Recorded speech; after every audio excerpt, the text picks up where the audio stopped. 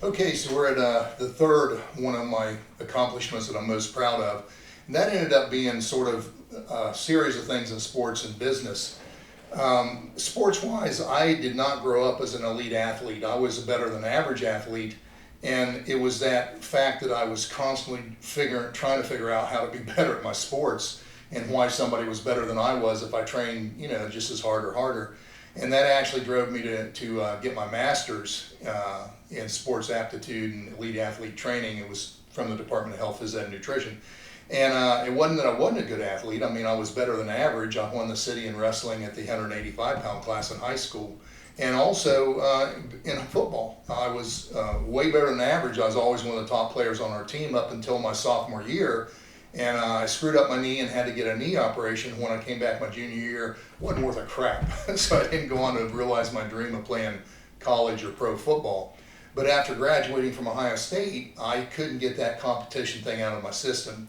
And I realized, number one, I had my confidence, and I also loved the process of strength and conditioning and the process of, skill training for a sport. So I took up Olympic weightlifting, and that year I won the state in the AAU Olympic lifting championship. So I played various sports up until age 40 because I just loved to compete. And once I came into my own, I was like, this is fun, I like this. And it was at age 40 I needed my knee replaced, but up until then, I was better at age 40 than I was in my 18, 20 years old. I had the coordination, I had the confidence, and it was actually in my 30s that I found out volleyball was my sport. That was my best sport. That was what my body, my genetics all allowed me to be good at. And it was funny because my body was too broken down by then, and I couldn't really train hard enough to really be elite. But I could still, at age 38 or 40, I would go out to Daytona Beach against the pro sandball volleyball players, and I'd hold my own, beat up on them sometimes, because I'm obviously I was stronger than most of them, and so spiking or blocking spikes, I was dominant.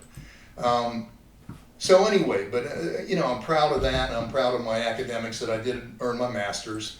And I set a goal for myself that probably one of the things in business I'm proudest about is raising the money for the Human Performance Institute and achieving my dream there at 30.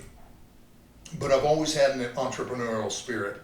And the only thing I had to overcome was we had a poverty mentality passed on by my grandparents.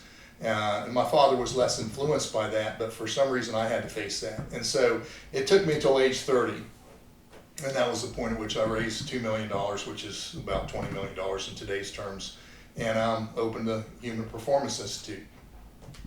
When I moved down to Florida, I was still doing gym turnarounds and working with elite athletes and stuff, but I had a chance to get into real estate, and I specialize in vacation homes near Disney and luxury homes. And I've been very fortunate, and I still have that business, I've been very fortunate to be in the right place at the right time numerous times. But I also believe in the age-old proverb that prepare and be deserving of success, and the harder you work, the luckier you will get.